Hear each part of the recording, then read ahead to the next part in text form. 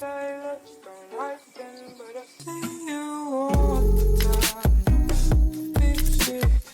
back to Clear the Cash, everyone. I'm your host, Nate Liss. You can find me on Twitter at @AnOutragedJew. And as always, across the screen from me, Jesse Bak. You can find him on Twitter at planet_fatness. Jesse, the sphere of Twitter, the digital world is heating up right now. There is a topic that management has asked us to broach this week. We didn't have an episode last week. We had a catastrophic blunder. Ironic because it was a digital issue. It was actually a digital file corruption, which doesn't happen with cardboard. And so we had a digital file corruption and we lost the episode. Nonetheless, we're back and we are going to provide a juicy/spicy level of content that's just unrivaled in this space, Jesse. Glad to have you back. How are you doing today? You look great over there. I can't even tell. What jersey is this? Is this Mike Evans or something?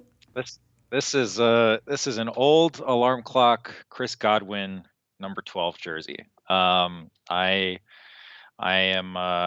Chris Godwin fan. I'm hyped for him to hit free agency and hopefully sign with a market that could, use his services and maybe pay him pretty handsomely. Maybe somebody like in Indianapolis.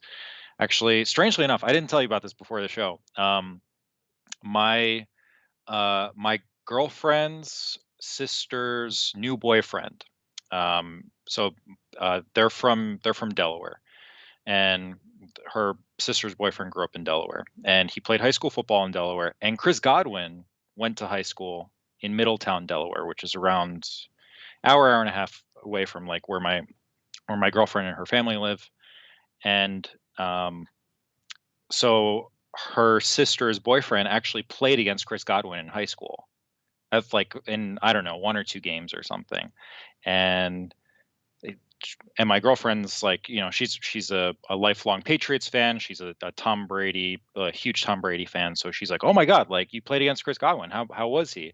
Because her sister's boyfriend used to play DB. And he's like, oh yeah, he's a prick.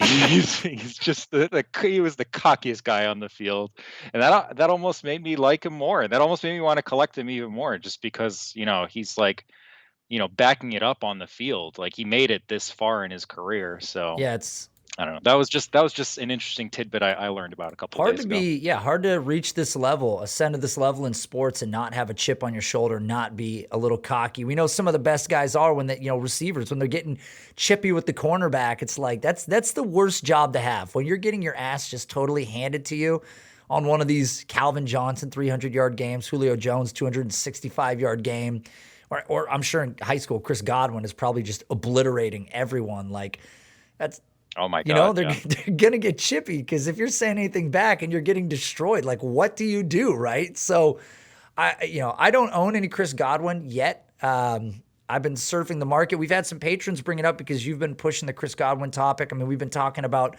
free agents. I've purchased a lot of these other guys, and we had a tweet here earlier today in regards to serial number of 3 Allen Robinson signed card, which beautiful card. It's like, awesome patch. Yeah, that was a great patch on that card. The value on that is going to skyrocket. I mean, we can't beat this drum hard enough. Like these free agents, these guys that have proven that their talent, that they're not quarterback dependent. Again, Allen Robinson has been impressive in the face of the worst quarterback play over a multitude of years. So if he goes anywhere with anybody good Lord, like this is his floor with bad quarterback play.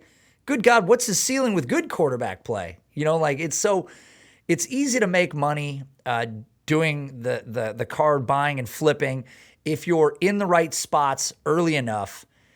And with that being said, I regretted in the offseason, Jesse, not getting any shares of Ja Morant, because in the offseason, before the NBA year kicked off, you were telling me, look, this is a guy, you should be buying Ja right now. He's going to take off at some point. Get a hold of him. I didn't. I bought Donovan Mitchell. I bought some other guys, which I flipped since then, but have not had the ceiling that we've seen that Ja can hit. And his ceiling has been revealed. Okay, they pulled the sheet like a magician off the box, and you looked and you're like, holy shit, that's a lion in there. They've got a fucking lion on the stage. They revealed what was in the box. We know how high it can go for Ja Morant. So what's happening now? Because it seems like you've pointed out to me that the market has done a 180. That's crazy that you said you bought into and sold off Donovan Mitchell, because Donovan Mitchell is probably the most important player on the hottest team in the NBA right now, and they won what, close to like 24 out of 26 games, something ridiculous. So he has multiply, but his prices still aren't really sniffing Jaws prices for a lot of his cards. So fortunately, right now, we're almost going into back into a buy opportunity right now. I sent you a graph earlier today, just going through Ja Morant's sales data for his Prism-based PSA 10 over the last year, and it's almost predictably spiking every 6 months or so, or every 5 to 6 months. And whenever it dips back down after it spikes, it hits a new high floor, like a can't remember the name of the term. I can't remember if it's a crutch price or something. Like it kind of hits, it just hits a new floor price every time it dips after it peaks. So right now, his cards, his Prism based PSA 10 is going in the range of like $400, and I don't know if we've quite seen the bottom yet, just because the Grizzlies haven't been playing too hot in February. They're missing Jaren Jackson Jr., and that's a huge piece on their team to be missing. And I strongly believe if they had him this whole year, they'd be right in the middle of the West right now in terms of the playoff picture. But after Ja's 44-point game to start the season, his Prism-based PSA 10 went from, the $500 range to like $800 or close to it. And when he came back from his ankle sprain, when he was out for 2 or 3 weeks, um, it peaked back up to above 800. And again, with the Grizzlies not doing so great, but I mean, they're only like a game and a half out of the Western Conference playoff picture. Um, his prices dropped to the 400 range. I think it can honestly bottom out to somewhere between 350 and $400, and we've already seen a peak at $800. And even if the Grizzlies don't make the playoffs this year, which I think they will, but even if they won't, going into next season, we've seen exciting moments from Ja's career thus far, and he honestly might be the best player in the 2019 draft.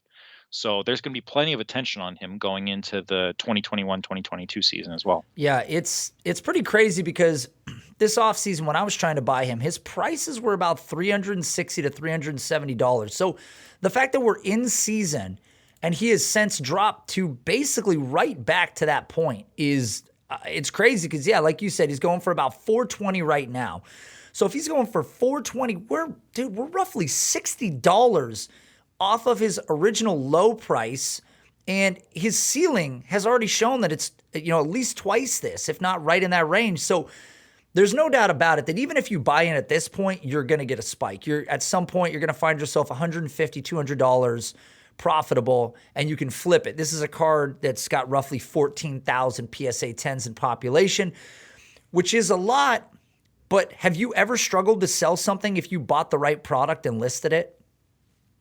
No, absolutely not. People, especially new people that look into getting into cards, and especially modern day cards, the first thing they look at is the player's rookie Prism based PSA 10.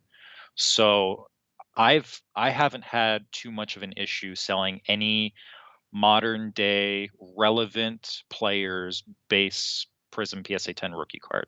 So that's if you want to get in on a player and you don't want to complicate things. Yes, pop counts may be high, but there's a lot more than 13,000 people that are going to be looking to get a rookie card of his, and especially if those people are beginners and they're not true collectors yet, which over time they could be. But just getting into the market, a player's Prism-based PSA 10 is the simplest and most readily available card, and people jumping into the hobby are going to be looking at that card first all the time. Yeah, Ja Morant, he's one of the guys that, he's going to be around forever. We know his ceiling. We've already seen it. It's so high. Even Donovan Mitchell, a guy that I bought into, I flipped him when the team was 24-6.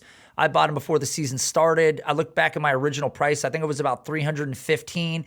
I was text messaging with you. I was trying to get 600 out of him after, he had sort of just kind of jumped into some of this, MVP talk. Guys had really been hyping him up. I mean, he was basically the heart and soul of the Jazz. And it's like, okay, this seems like about the time to sell, because realistically, I don't see this Donovan Mitchell card going to Devin Booker prices at 800 or something like that. He's not in that class yet.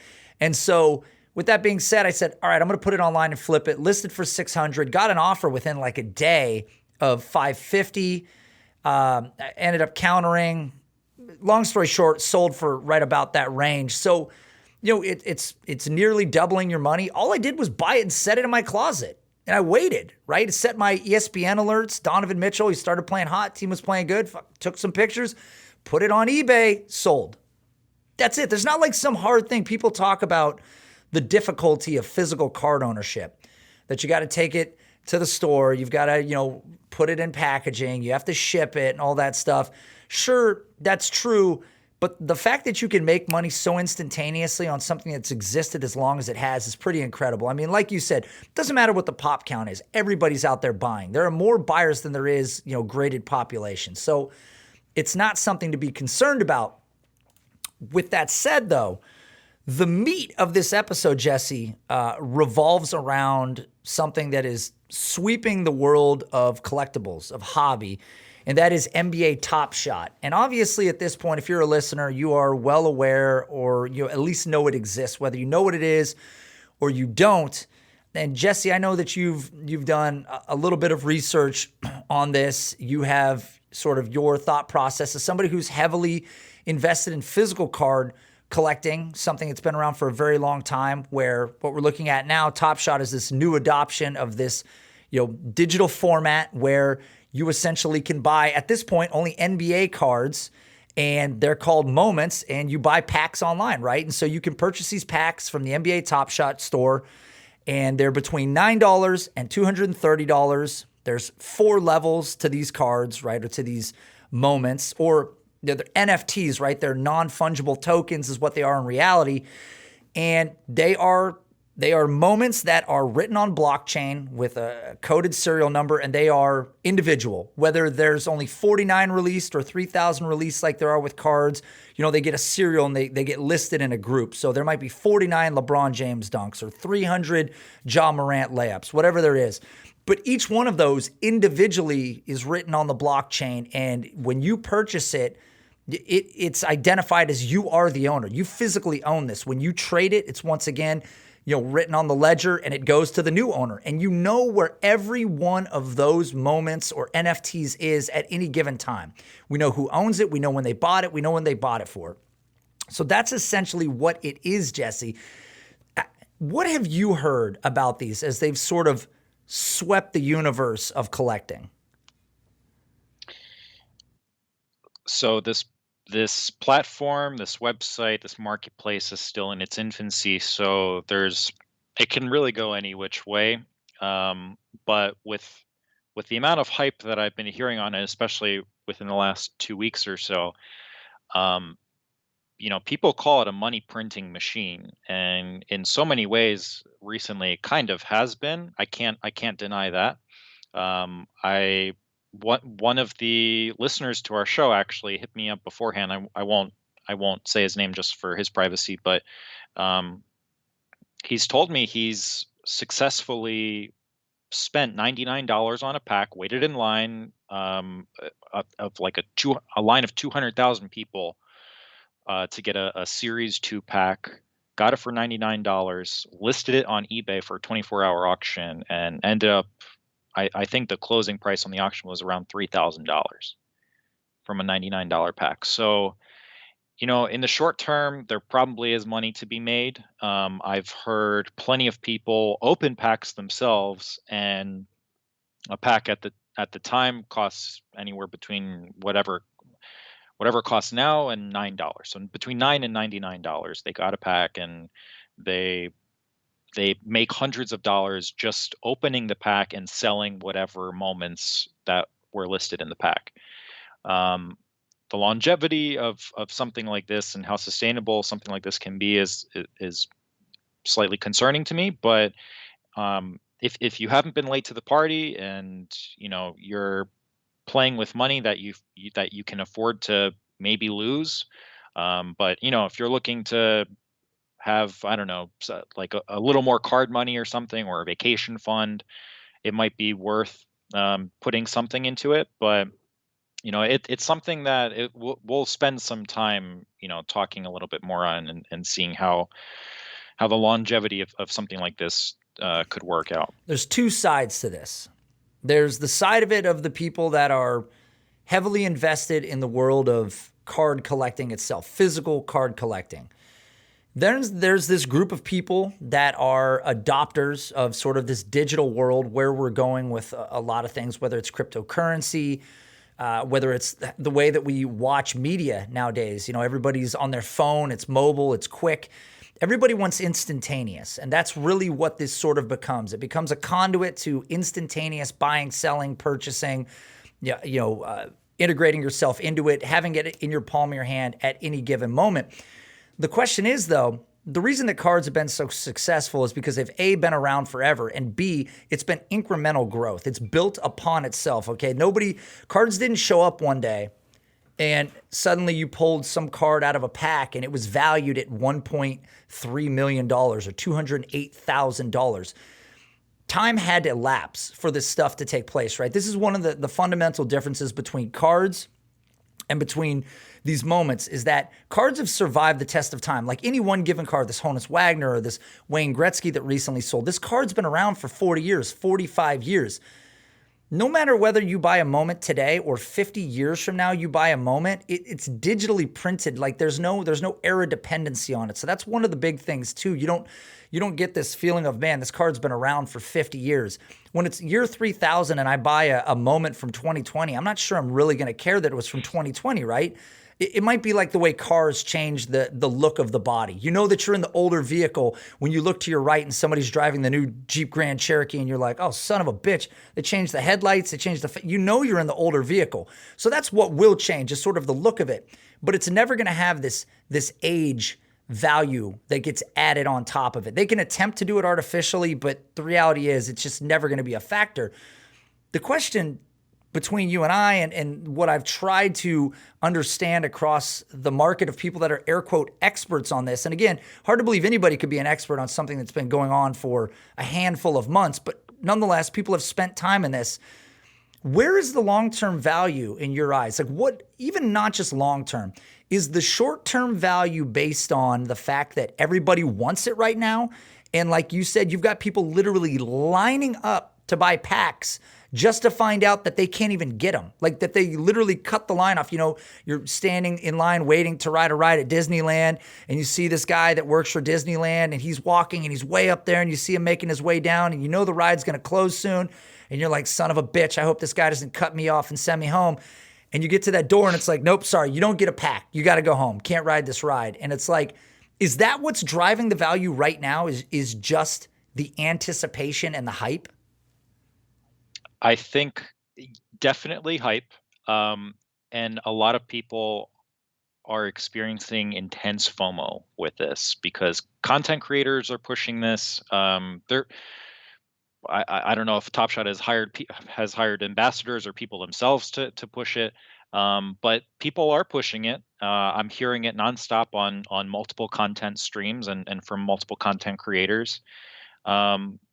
I think a lot of the newer people, especially who have jumped in over the past couple of weeks, I'm sure there are people that have made a good bit of money and have multiplied their money, whatever amount of money that they put into it initially. But the thing that's concerning to me is, again, we're in the infancy of this. This has only been around for a couple of months, so I can't judge too much. But cards have been around for 150 years, so there is an established history with cards being successful and there being down periods.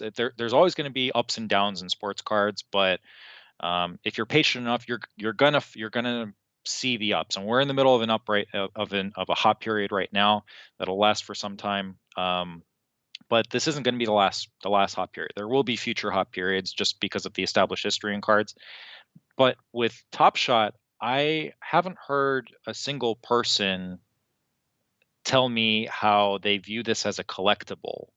So that's what's a little that's a little concerning to me. Like I said, this sounds like a money making machine right now, and honestly, it might be, but I don't know how long it'll be a money making machine. It's for as long as FOMO exists and for as long as demand is out there.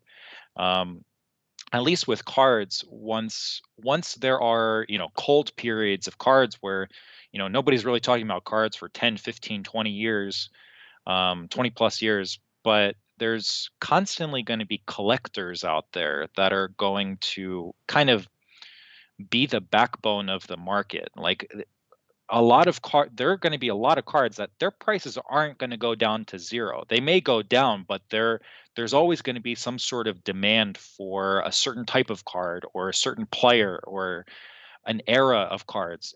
They're because they have that history. So I'm not and collectors, they don't really care how much their collection has gone up or gone down over the course of time. They're collectors. They don't they a lot of these people don't care about the value of their collection. They don't collect it for the asset, like for the asset. They collect it because they want to collect it. They like the player, they like the era, whatever. Nobody's telling me that they got into Top Shot because they want to collect moments, that they view this as a collectible and they don't want to move on from this for years or months even. Like I'm not hearing that there is some sort of like a collector backbone that can kind of help save this market if it ever goes down. Look, the quote that I would like to drop is that nobody is buying NBA Top Shot moments because they believe it has long-term value. You go find me a person that has waited in line with all these people, spent the requisite cash, opened the pack, and didn't list. Find me that person. Find me that person that isn't trying to cash in on the fact that everybody is just trying to get a piece of this pie today. That to me is the problem. That's where you can necessarily say that because we have no experience with this, because we have no data, you necessarily have to say then that the data that we do have says that everything that's happening right now is based on an influx of purchasing and has no way of validating what the future looks like. We need this wave to sort of recess a little bit so we can see what a standardized, normalized market looks like, because this is just hype, right? We talk about this on every episode. We say, yeah, don't buy player X and player Y right now at the NBA level because they're too expensive. They're overpriced right now. That's literally what everybody is doing with Top Shot, right? Like they're rushing in to spend way more than what it's going to look like when that wave recesses back out into the ocean and you go, oh, holy shit, it's just a beach here. Where'd it go? That's going to be one of the biggest problems. To me, the other thing too that's really pushing this is we've got this major era of cryptocurrency. We've got this major era of them pushing what seems like a cool factor. I kind of talked about this a little before the show. It's like the 1950s cigarette ad. Like they've got these really cool logos and this imaging, and it's like it's not just they have to sell you on purchasing this thing. And you mentioned influencers and people that are backing it. And there's never been a product that looked cooler than these do. I mean, I'm just telling you right now, like if you go to the NBA Top Shot store, nobody spent more money on their website developing a product and making it look better than what this looks like right now.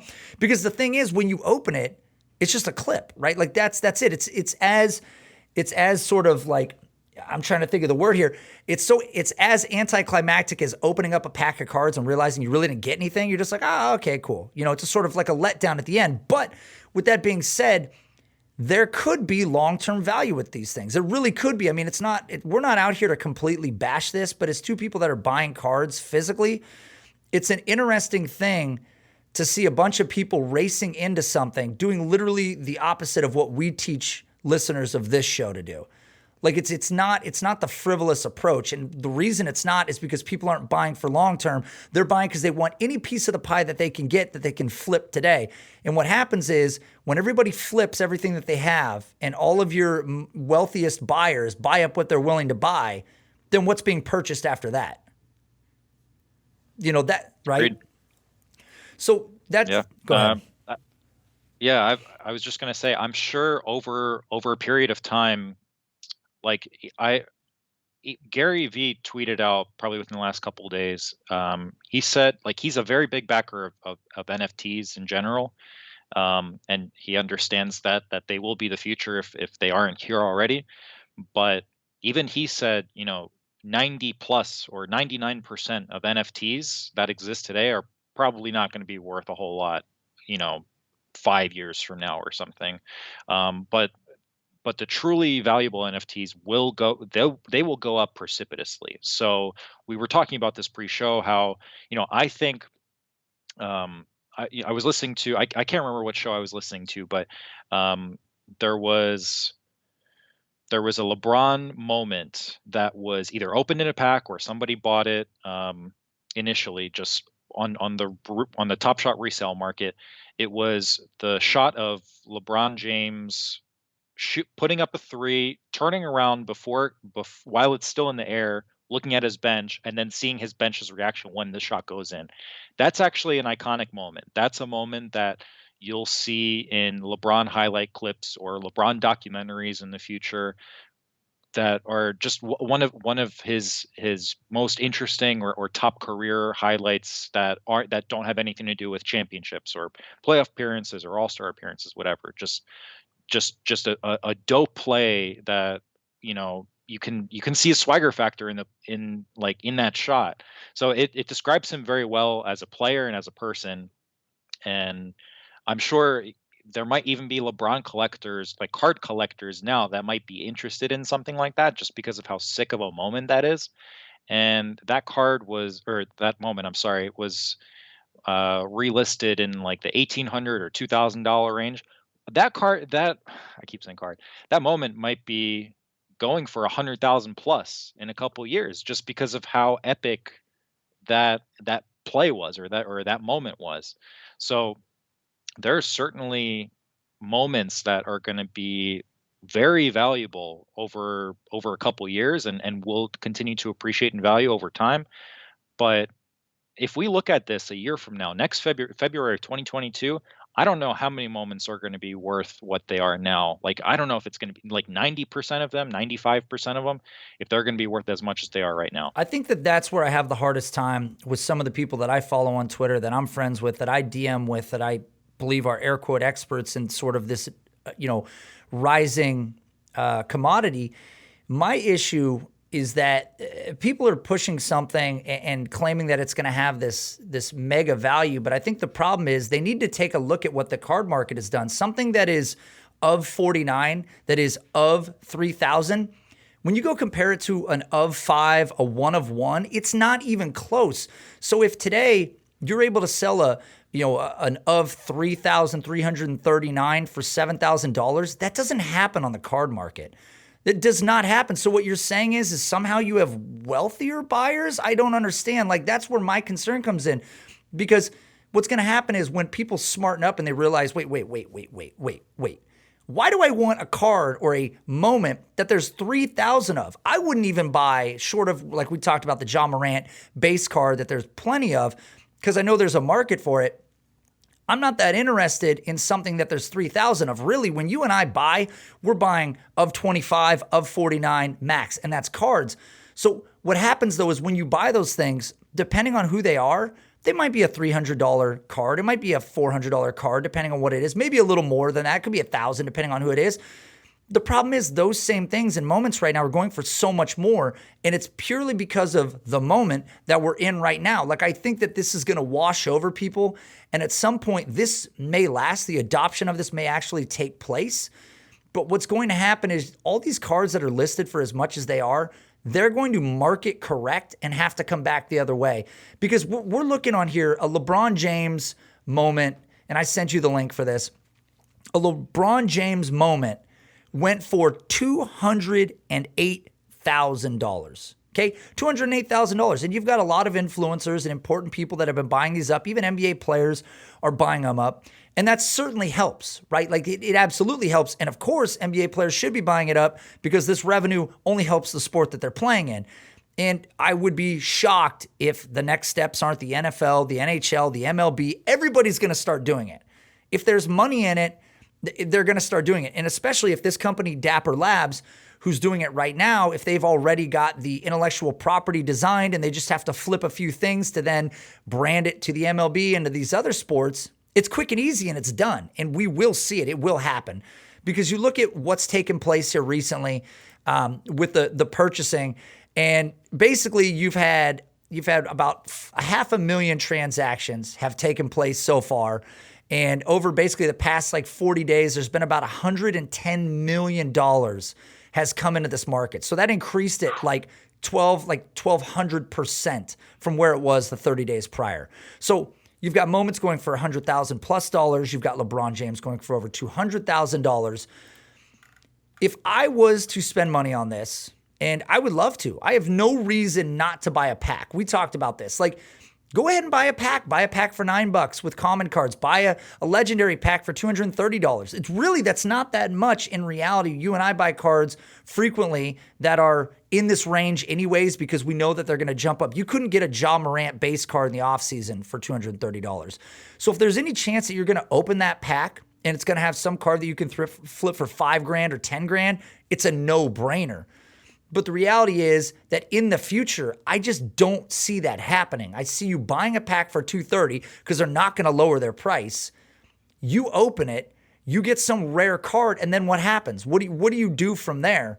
To me, it's a little difficult to try to project in the future. I don't think it goes away, but I think people need to temper the expectation and recognize that we're looking at a ceiling right now, more or less for your average card for 90% of the cards. Right? In the card world, 90% of the cards aren't worth shit. The upper 10% are the cards that everybody wants.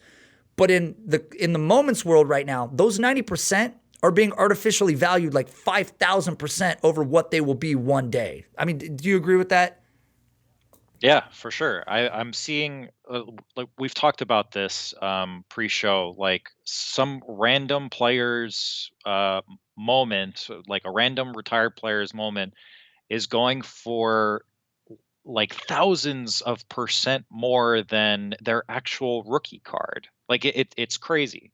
Yeah, I'm seeing. I just don't understand how certain moments are actually being openly transacted. People, you can buy a Brian Scalabrine moment on Top Shot for probably more than his rookie card. You have players like Alec Burke who his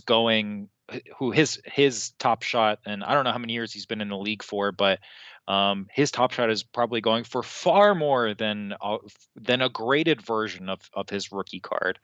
So it just, I don't understand how certain moments are actively being transacted. There are iconic moments, especially in finals or playoffs or game winners, whatever, or crazy posterizing dunks. But a lot of these moments, a game winning assist, isn't gonna probably be worth very much at all a year from now. So, or a layup, or just whatever, a rookie's a rookie 3-pointer or something. So there's going to be a ton of moments that they're not going to be worth at nearly as much as they are right now. Yeah, that's the biggest argument for me is how do we value these? Now, I know people can say that, well, what makes a card valuable? Well, a card right now, similar to artwork, what makes artwork valuable? It's the deceased artist who made it. It's a Van Gogh, it's a Rembrandt. It's been gone for so long that this has survived the test of time. This was considered one of their premier, most iconic paintings. This is why it's valuable. Again, these cards that are 1920s, 1940s cards that have survived the test of time, there's very few of them. That is literally the same thing that's taking place.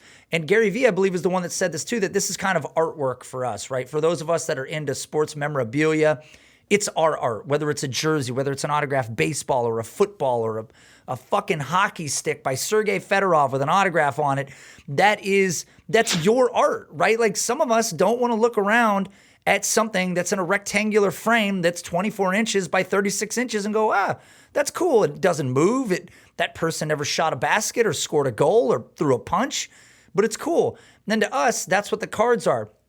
The issue with the moments are how how do you then show people, right? Because that's one of the things. Like I like to look at the cards that I have. I share them with the people that I'm friends with. This is where it's interesting. And there are a lot of great things that this is sort of bringing to the forefront, right? Like there's no ability of fraudulence. This has been something that's come up in the card world, right? Whether it's a grading issue, whether it's something else, there's zero level of fraudulence. The other thing is, with cards, one thing that helps make them rare is the fact that grading is not only variable, but the quality of cards, the print is different one from the next. Well, technically with an NFT or with an NBA Top Shot, they should look literally the same. And you and I talked about this. That LeBron James card, for perspective, sold for $208,000. Jesse, that was not a one of one, right? It wasn't the only LeBron James like it. It was one of 49. So if we're doing math off the top of the head, does that then mean that a one of one of a moment that's more rare by LeBron James, not this, like you said, not this moment that he's done 57,000 times in his career, but a rare moment that's one of one, is it worth $10 million? Is that what we're saying? Because if those 49 are all exactly the same, then here's what happens. If they're all literally the same, which they should be, then you would go buy from the lowest person because the quality is no different. If I hire a contractor to do work at my home, I want the best work done, but at the same time, the price matters. But if every contractor came to me and they were all robots and they're like, look, we're all gonna do the same work. It's literally gonna be exactly the same one for one. This guy over here, robot number 1 is 80 grand. I'm robot number 5. I'm gonna do it for $1,000. I'm gonna go, well, if it's the same thing, then I'll buy it for $1,000. So what happens is now you have market competition. And if you have less people willing to pay these exorbitant prices, you're always going to look at the lowest price. So these people that are listing at $250,000 for a moment, the same guy that's listing for like $5,000, they're like, fuck you, man, raise your price, right? Like it's what the NFLPA does with players. These guys that sign contracts, you know how pissed off people would be when a guy takes a team-friendly deal? They're like, you son of a bitch, right? Yeah. Like now they're like, well, now I got to take a team-friendly deal. You know, you're eroding the process that's been put in place. So that's just another one of these things that kind of goes through my mind when I think about the value. Yeah, for sure. That's that a receiver or some player taking a team-friendly deal and killing the rest of that market is a great comparison. Honestly, that's probably the best comparison I could think of. Or if you have like a relatively rare card that you bought a PSA 10 copy of and you see 5 of them listed for like $5,000 on eBay and you just want to get rid of this because you've spent a couple $100 on this and you list it for 2,500, those other people are going to those other sellers are going to get pretty pissed off at you that you're like essentially you're not quite tanking the market just because you're still profiting, but you're tanking their market. So yeah, that's honestly a great comparison. And just to touch on that LeBron dunk, that LeBron moment that you mentioned that went for $208,000, that was just a random dunk, I think, in the 2019-2020 season against the Sacramento Kings. And like you and I talked about this before, how many of those moments, and LeBron stared the guy down after he posterized him. How many of those moments does LeBron have in his career? Like one a month for 17 years or 18 years or something? Like, can you imagine? Like, I mean, a lot of LeBron stuff, probably a good amount of LeBron stuff is going to appreciate just because he's LeBron in the Top Shot world. But I don't know. I don't know how sustainable something like this really is, unless if they really short print him. Like out of 49, that's that's pretty short printed in the Top Shot world. But when there's going to be more and more LeBron posterizing dunks and big plays in his career that are going to be sold on Top Shot, this isn't going to look like anything compared to some of those moments. And there's probably going to be a price correction involved in the short term, but the long term, I don't know. We'll see. But yeah, it's interesting to think about. You talk about the FOMO, and we have a lot of these people that are heavily into these Top Shot. And admittedly, these are a lot of people that are also into cryptocurrency. It was an easy transition, okay? It was a very easy move for them to be like, oh yeah, I buy cryptocurrency. Oh yeah, I'll buy into this. I can see the utility. And I appreciate cryptocurrency. I own some myself. Here's the problem though. These are the same people that are telling you like, whatever, dude, don't buy in then. It's going to go to the fucking moon, dude, whatever. And you're thinking to yourself, here's why it's not going to go to the moon. Because Bitcoin at one point in time was very inexpensive. Could have bought it for $8. Now it's up around $50,000 or something like that. It's never coming back down. With that being said, some Anderson Varejao moment that you've pointed out pre-show, that thing might be going for $12,000 now. There is no ceiling. It's going to come back down. Like there's no, you should have bought that Ja Morant moment. Well, too late. Now it's worth $89,000. No, it's not. No Ja Morant. Anything is worth $89,000. Like you're not going to miss out on a rocket ship. Right now, the rocket ship is so far into outer space, you got to wait for the next rocket ship. Either this one's going to come back down to Earth or let's wait for the next one, because why are you going to try to buy in at the absolute peak? I don't think there's anything to miss out on. I think buying in today is over-investing in something that tomorrow is going to level out. And people are crazy if they think it's not going to level out. Look at the percentage. It's up 1,200% purchasing. This is the obvious factor that's taking place, is new money in the market. When that money recedes and calms down and people don't have all this extra money to spend on shit and your wealthiest buyers have bought up whatever they're going to buy and it calms down, then there's no, you gotta chase after this before it takes off. There is no takeoff. It has taken off. And it will now come back down and it'll be regular again. And that's fine because it's great. I think it's very cool. I'd love to go to the card shop with my phone with my stuff on it that I've profited on, because I'm all about profiting. You're all about profiting. Everybody that's in Top Shot is all about profiting. Nobody's in Top Shot because they think that 20 years from now, they're going to have something that today is already 19,000% too valuable, is going to be, 79,000% valuable? I mean, what are you talking about? So I think it's just a little crazy. There will be value in the future. We are going digital. This is wave of the future. You want instantaneous. You want on all the time. This is what people want. This market feeds into it. I think, though, that people are doing an incredible disservice by saying that you're missing out if you don't get in today. This is what happens with cryptocurrency, right? This is where everybody dumps in, and the people that were in early that hit the jackpot and got this LeBron James emphatic dunk, they're listing it and they're selling it, and they could give a shit about what happens to that card in the future. They're not emotionally tied to it. We talked to Rob on the show who sold a Tom Brady card that forever is in his mind, like, damn it. Like, it's a card that he thinks about frequently. Nobody's ever going to sell a Top Shot and go, damn it, I regret selling that Top Shot. I mean, do you think this ever happens? Yeah, for sure. Not from a collector's perspective. I mean, maybe if you sell it at like $1,000 and a month later it's going for 20 grand. Okay, that's $19,000. That's a lot of money. That's a huge opportunity cost that you just ate just for you might have 2-3 extra money in the beginning with selling it for $1,000, but from a collectible perspective, there's no way. Like the card that Rob was talking about, I think he mentioned to us. If not, he mentioned it on another podcast. It was a Tom Brady championship ticket contenders rookie auto that was like a BGS 9 or something, or BGS 8.5, and he sold that card for around I want to say like $8,000 when I think he was moving from the U.S. to London for work. And this was like 5-6 years ago, and that card is worth like $400,000 today. So that's, I mean, on top of the value, that's a crazy price difference. But on top of that, just as a collector piece, that card is beautiful. Like, and there's not that many of them graded that are around right now.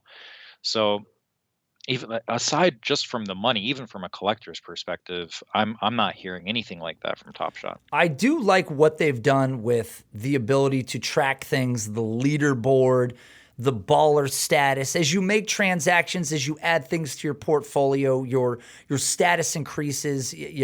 There's this community that's built around it, which is very cool, because we talk about the card collecting community and we have to go find each other, right? Whether it's going on Instagram and finding people, whether it's going on Reddit, finding groups, like you have to go search for these people where they have necessarily put a community all in one place. You can find people right there that have these cards. So we know where everything is. They have the leaderboard, so it really is a fun kind of unique thing. Again, there's no fraudulence, which is a concern in the card market. It's instantaneous. You know who owns it. So there's a ton of reasons why this makes sense, and a lot of things that I wish we could bring into the physical card market. I wish there were some of these boundaries and levels of protection to take care of card buyers as well. But the thing about being a card buyer is a lot of these people are a lot more versed to having a keen eye for getting screwed over. And it's a shitty thing to say, but you're prospecting, you're literally looking at a card, you're deciding, man, look, when you make a raw purchase on a card, you're playing the game like, man, this guy's underselling this raw card because it hasn't been graded yet. I can tell by the look of it. I'm going to offer this for that card. And then you get it, you send it to grading, and it grades as a PSA 10, and boom, you sell it for 2,000% what you bought it for because you played that game versus what we're doing here, which is everyone is exactly the same. There's no variance. There's no issues with it. So it's just different games, and it depends on who you are. But I think that the NFTs are going to flood the market. I think that they're going to have certainly have a long-term value of some sort. I think websites are going to adopt this. Lots of different things that we can't even think of today are going to adopt some sort of token that they can use because everybody wants to try to make money. With that being said, I got a quote from Mark Cuban right here, which helps put an exclamation point on the topic. He said, NFTs in general, of which Top Shot is the first and a leader, could turn into a top 3 revenue source for the NBA over the next 10 years. Jesse, do you agree with that statement? I think it's already on its way, if it's not already there, because over the last month or so, and the total sales revenue for NBA Top Shot, which is again an NBA licensed product, it's the total sales revenue has hit like a half or a third or 2/3 or something of total of the total NBA merchandising sales revenue, which is wild. And the NBA makes a lot from merchandising. So it's kind of as of right now, it's kind of already there. I know, Mark Cuban, he's a brilliant financial mind. He's kind of as a side note, he's made some big purchases and investments in the card world. So it's not like he's comparing NFTs too much to cards. I think he sees value in both, and there probably could be value in both, at least in high end NFT compared to a freaking a random layup or something. But yeah, I mean, there could be some value. The NBA is licking their chops at this right now just because of the moneymaker that it is and the amount of hype that's behind it and people multiplying their money every single day. Like people are 2xing, 3xing their money almost on a daily basis just based on the value of their collections. And I mean, the high end can certainly go up over the course of a couple years. Like something like LeBron James game-saving dunk in the finals when it was the series when the Cavs were down 3-1 to the Warriors. Like that, a moment like that can go for millions of dollars, no question. And I'm kind of talking out of my ass, but it could just because I don't have anything invested in Top Shot myself, but I can certainly see something like that becoming a reality.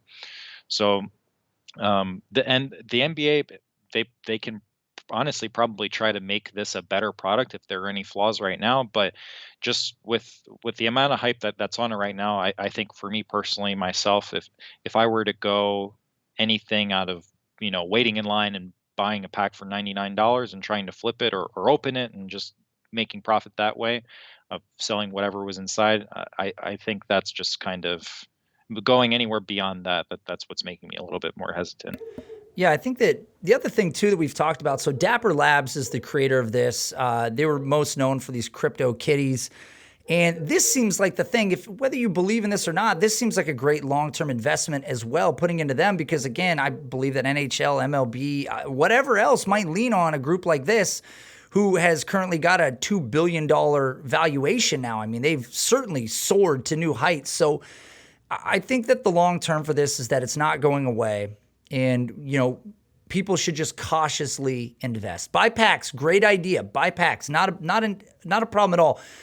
Don't pay people's exorbitant false equity though. Don't pay whatever somebody is valuing a card at, because they have no idea. They literally don't. Anybody who's listed a card for any amount of value doesn't know. What then sets the value is the guy, whoever it was that was willing to spend $208,000 on that LeBron James card. He's the one that fucked the market up, or did great if you own it. He's the one that then raised the floor, the question mark on what is the value of these. As soon as people buy, and we look at this all the time with cards, as soon as the highest new price has been set at the market, then everybody starts to nudge up towards that. And that becomes sort of the new baseline in a way. It might not be a 1-for-1. It might be at 90% of that number, but it goes up every single time somebody's willing to pay that number. If there's no buyers after that, it recesses back down, and we just refer to this as the peak value or the all-time high that it ever sold for. But that's something that sort of needs to be taken into account. So I'm not against it. I say buy packs. Great idea. If you want to get your hands in on this market, if you can even get a pack, then do it. But I would not be going out buying singular moments right now, because the reality of the situation is we just don't know what they are. And I am certainly risk averse. I am not trying to get burned. Working with you on purely cards, I've been very fortunate. I've been burned on literally zero. And I think it's very possible to never get burned on a card. I mean, short of buying up, short of being the Darius Geis PC collector of the universe, you probably, God, R.I.P. right? R.I.P. or Carlos Williams, you probably haven't been burned on cards, but it's very easy to literally stay afloat, profitable on every single purchase. I mean, it's not hard. We have data at our fingertips, and that's my concern with Hot Shot right now, is that there just isn't any data.